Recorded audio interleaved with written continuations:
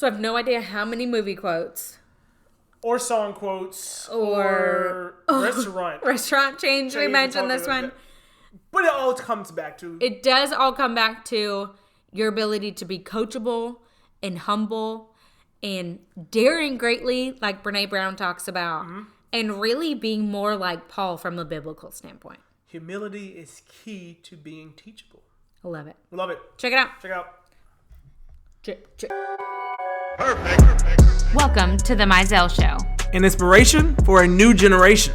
Hi, I'm Alanna Mizell, a loving mother of two, a devoted wife to Steven, and an entrepreneur helping women realize their dreams and potential. And I'm Steven Mizells, caring father of two, a devoted husband to Alanna, and a driving force to help young men prepare for life after college football.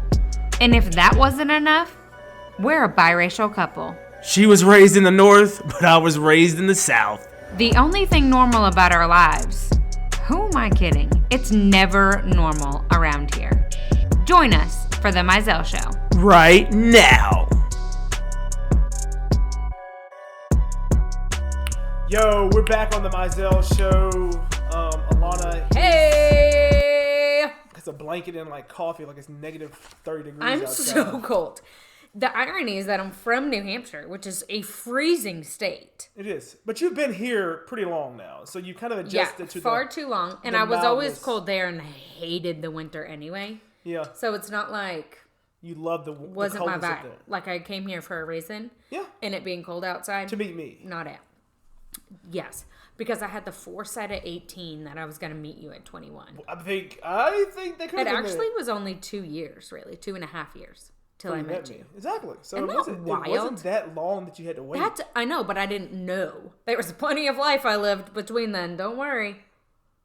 I wish you could see Steven's face. I'm guessing so. Meow. Speaking of that, Hey. So as you guys know, we always like to bring you knowledge. Maybe they don't know. Okay, well, maybe this is the first time they're listeing to the podcast. Also, if I get one more spam call, get your numbers out there like that, bro. I guess. Well, anyway, on the Mizells Show. Does you fancy like Applebees?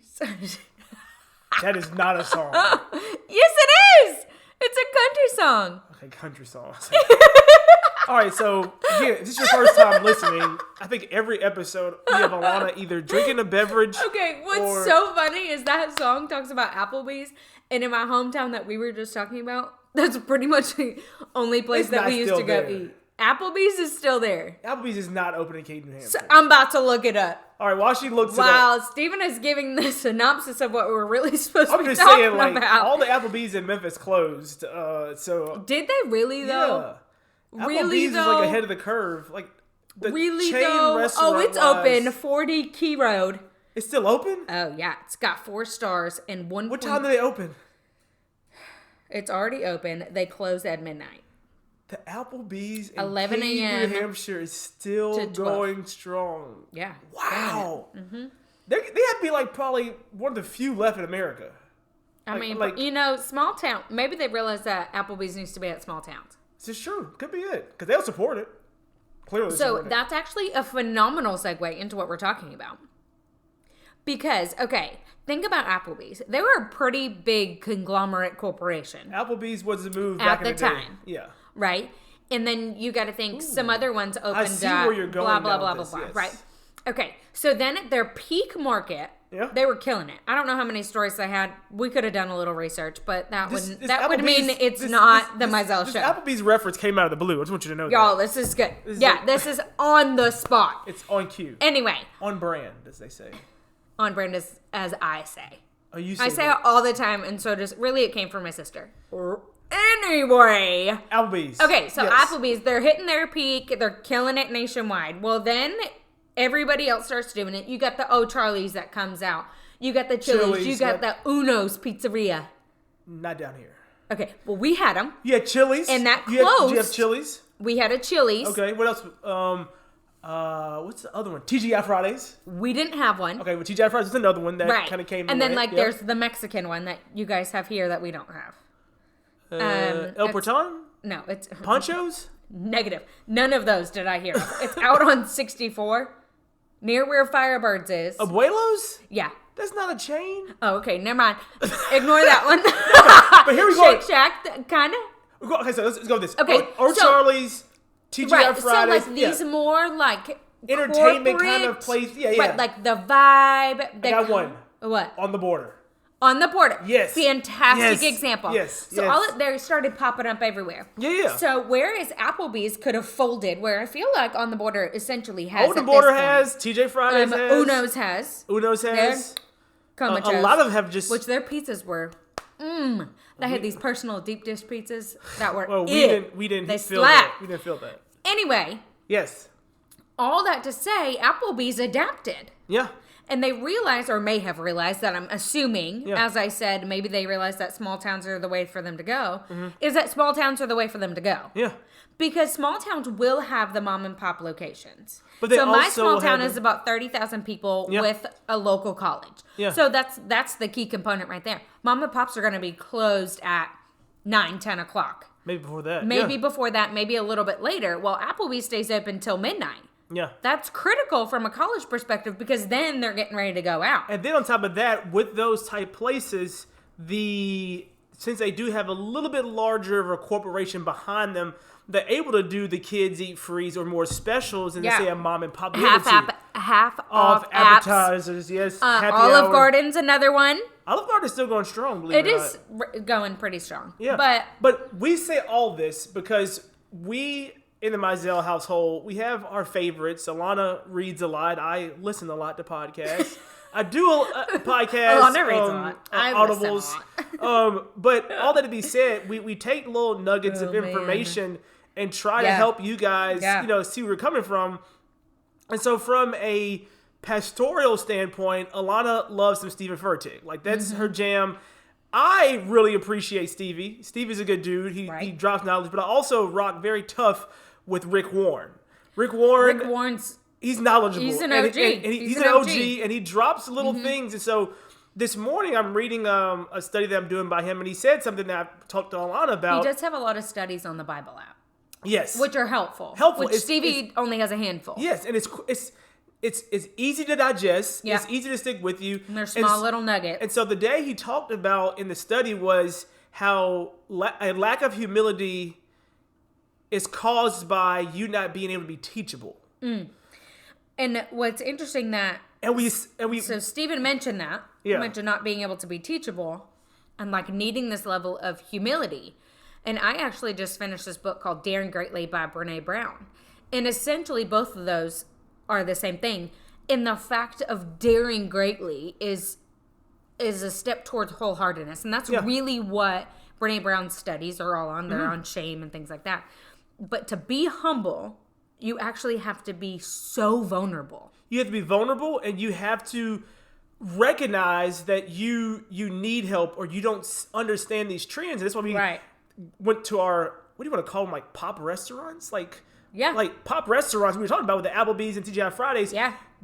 A lot of the people that say were running them were so arrogant or so prideful, hypothetically, that they weren't teachable to say, hey, times are changing. Coachable. Yeah, they weren't doing their SWOT analysis for my business folk. Your SWOT analysis. So you saw them closing hundreds of them at one time instead of like, hey, let's close a few and repivot some of these other ones to make sure that we're still able to grow it. So you have to be teachable. And I think we are in a period of our life right now in which I can look back on my previous career that I have moments in which I had been in higher education for so long. I thought I knew everything. And you were in higher education for 11 years? 11 years. 11 years. And with that time frame, I look back and there was a sense of That's a long time. humility for me.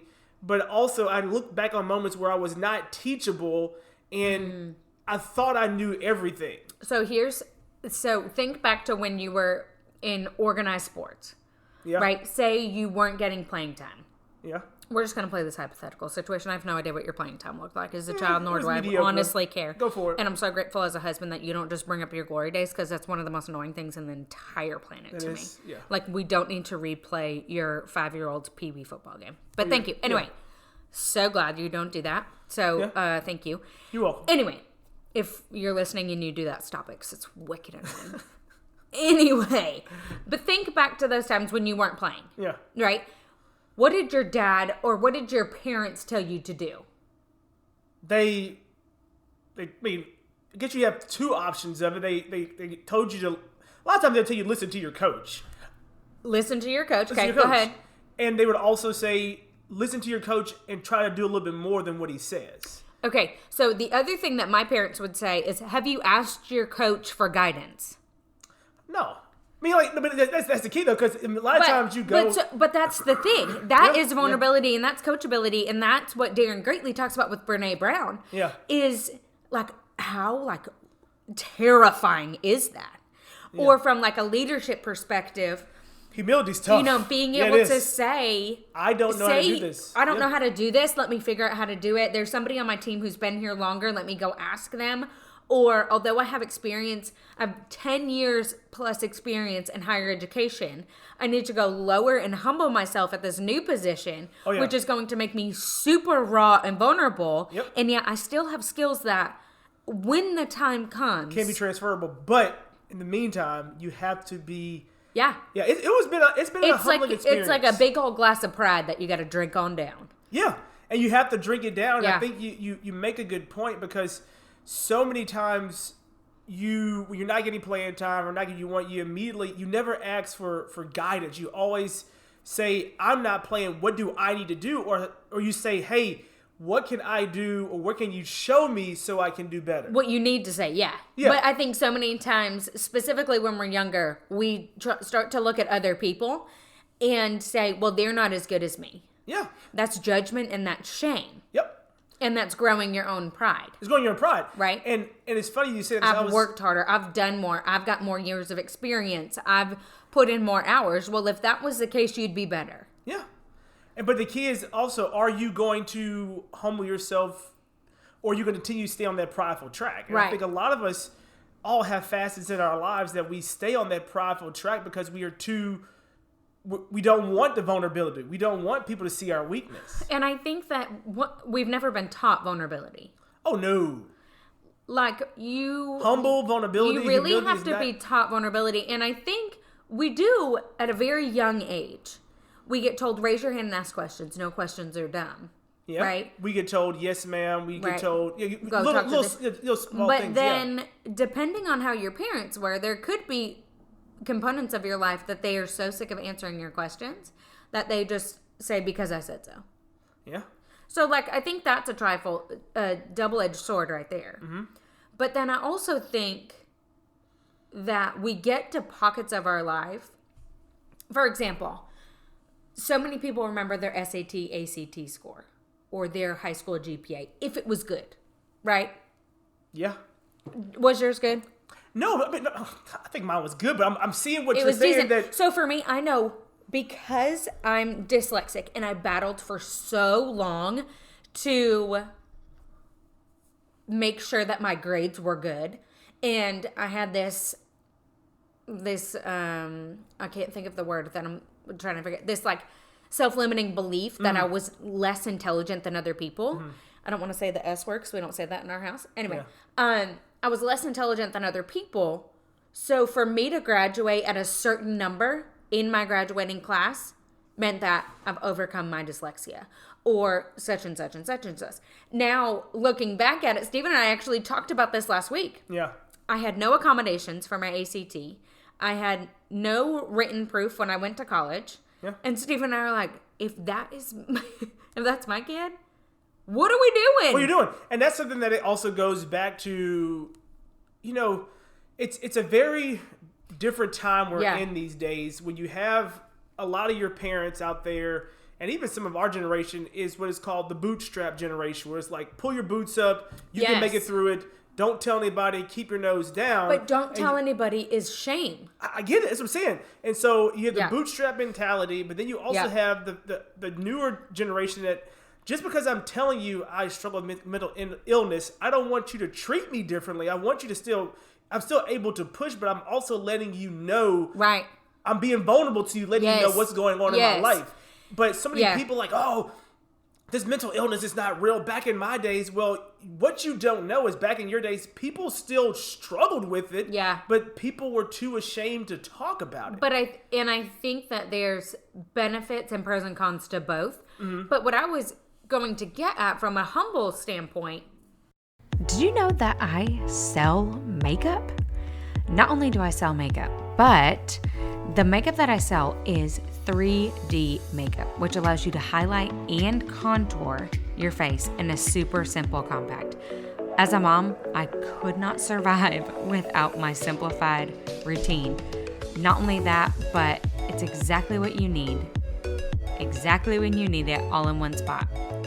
Go ahead and check out Alanna Mizells on Instagram or alannamizell.com to learn more. Once you graduate high school and you've started your first day in college or you started your first day in your full-time job, nobody cares what your high school GPA was. But, and again on a soapbox, you read an article about this. I look back on my college experience. Yeah. I learned more from the people I was in class with and the professors outside of teaching me and just the sheer culture shock than I can remember anything I learned books.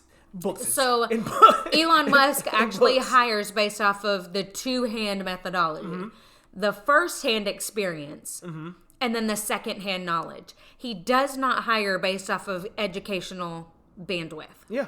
So, like, it doesn't matter how many letters are after your name. He would prefer for you to have first-hand experience and second-hand knowledge. Yeah, and that's why I was speaking, because you read that article, but, like, I feel like in my time, I learned more about compassion and humility and all that in college. And it wasn't taught to me. It was like a thing that I had to gain myself. Yeah.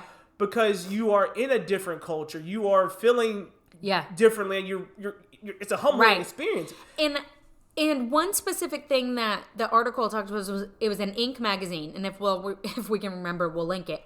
But it also talked about how that can happen either in college or not. Yeah. And I think for me, I had the most humbling experience when I was president of my sorority. And that is not for any reason or any clout like that based off of a title. But it's literally saying, okay, you now have this title. Good luck. Yeah. Because it's one of the first times in my life, there was 72 women with me. 72 women. Let me say that one more again. 72 women and personalities. My phone never blew up so much in my whole life. Yeah. But it was, everybody deserved a moment to be heard. Yeah. And I think that that's one of the things that we've got to humble ourselves to, is a moment to be heard. Yeah. You know what I'm saying? And another moment to listen to others. So you have a team of 5 people, a problem comes up. You feel like you've experienced this in another industry or another career path. What is best for you to immediately speak up or listen to what the other person is saying first? Yeah. And in both those scenarios, you have to be able to humble yourself to listen and put the pride back that you already don't know the exact answer to it. And so I just truly feel that it's so many different parts of it in terms of you making sure that you're having this feeling and you're able to remain teachable, and the humility piece. And it's something that it's every facet of your life. When it comes to a marriage, when it comes to a relationship, when it comes to your career, when one person steps back and says, hey, how can I do a better job of supporting you? Or I recognize that I have been trying to do too much of XYZ. Yeah. I see you now. And I think a lot of times that's why marriages tend to suffer, tend to struggle and fail. And something that I heard from my therapist this past week, which she's never met my wife, but she spoke very highly of her, and she said this. She said, it's so interesting. My therapist only met Steven once. Yeah. And yet she was like, no, I know Steven. Yeah. And so my therapist said this. She says, I am almost certain your wife can survive anything. She just needs your support to go through while she's surviving it. And I was like, man. But so many times you have But how hard is that? Oh, it's very hard. God, that's so hard. It's so hard because you're talking about one of the people that you love the most in the world. You want to step out in front and put a Superman cape on. Not only that, but think about children that go through an abuse situation. Not that we're dealing with abuse, but like it's a good analogy. And I feel like so many people can visualize it.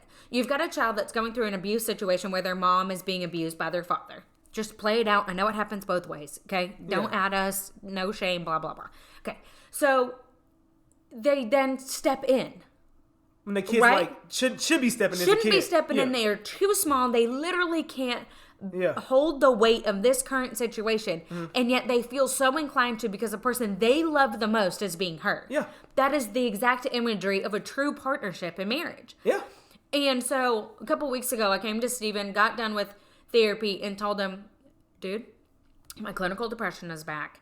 And we need to adjust my meds. And I think Steven probably knew it was coming.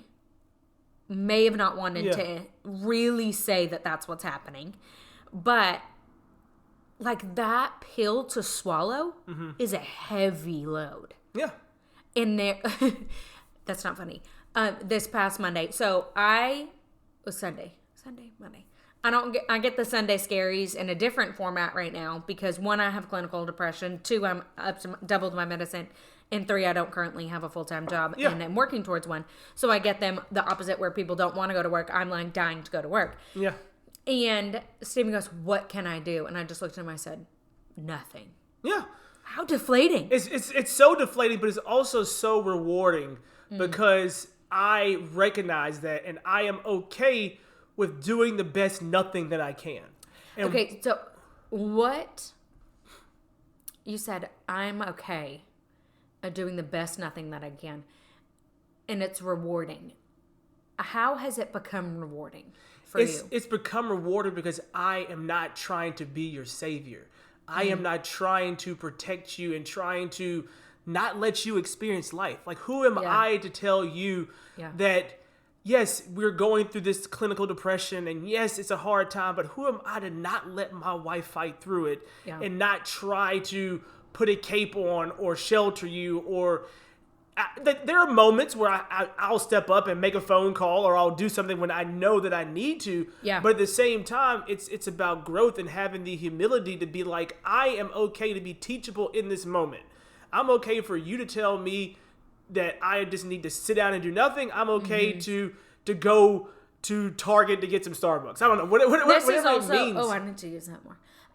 This is also after years. Yeah.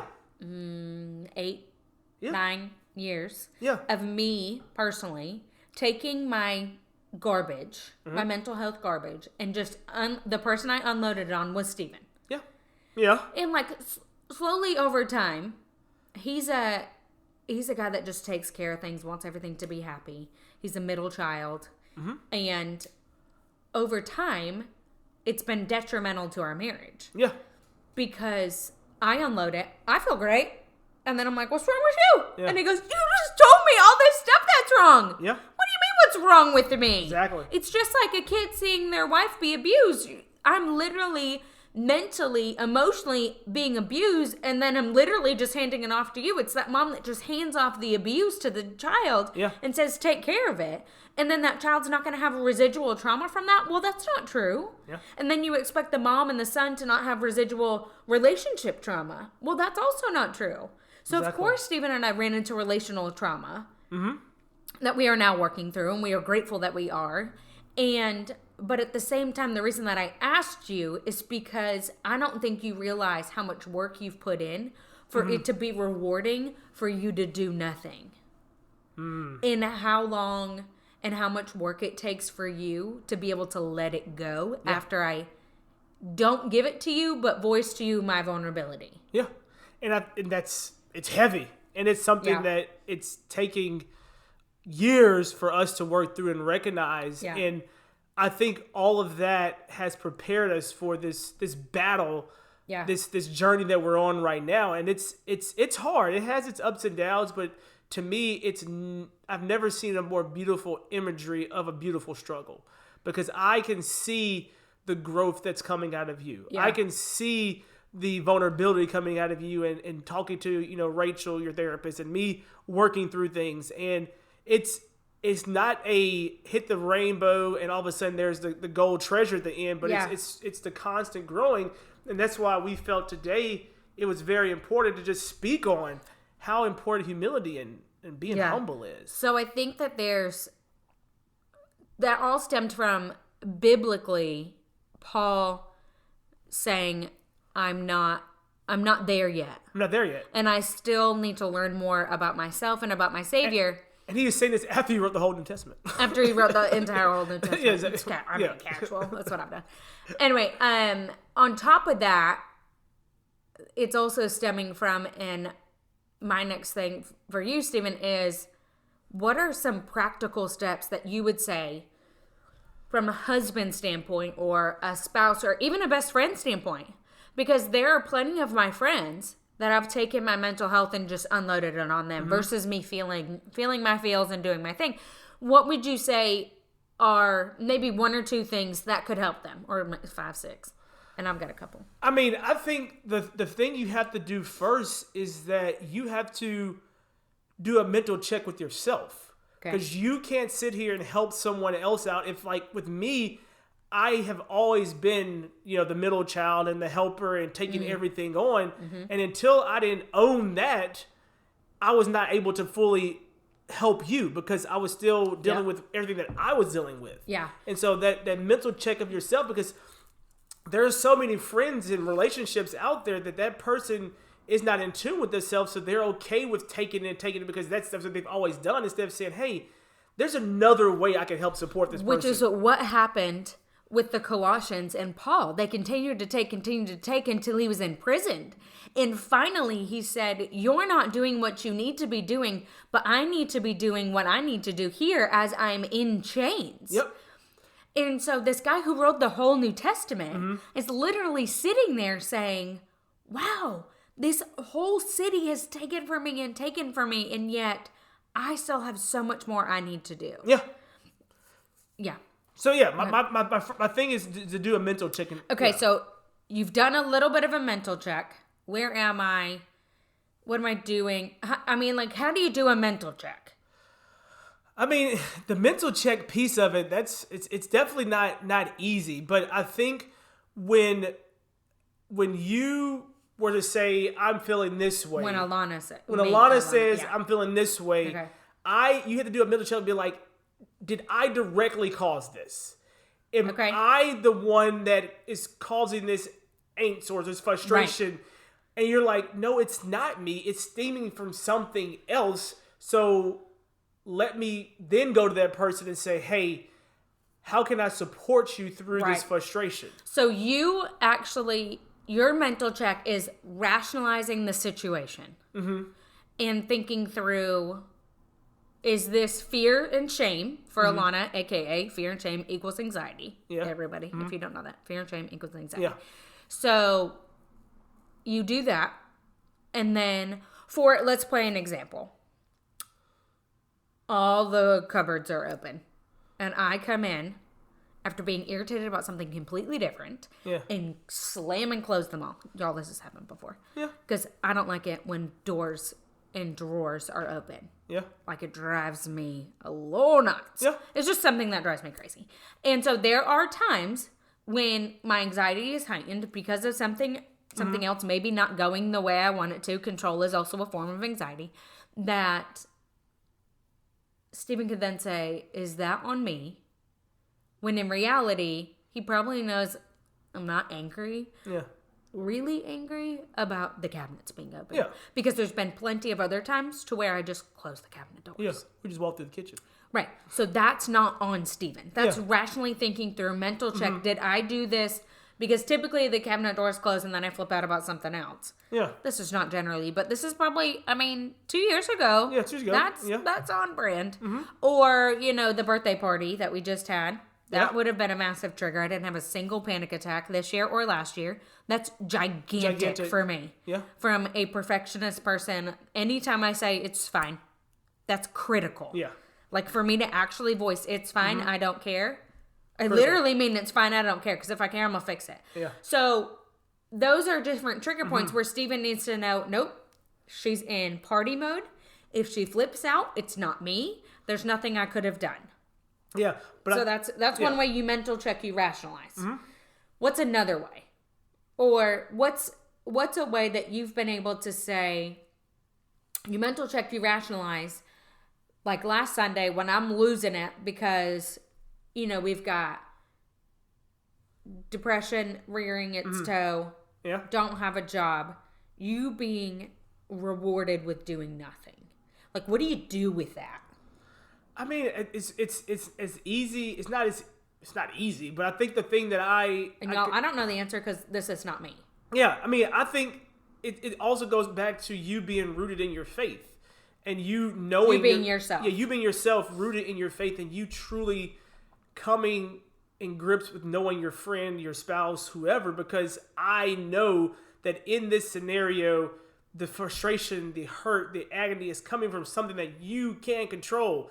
It would be different if you have different scenarios where people just choose to shut themselves off and not try and not attempt. But my reward becomes because I see your feet steady moving, and I know that God is going to move. Right. And so you rationalize, and then you look at your faith, but you're also simultaneously looking at the actions of the opposite person. Yeah.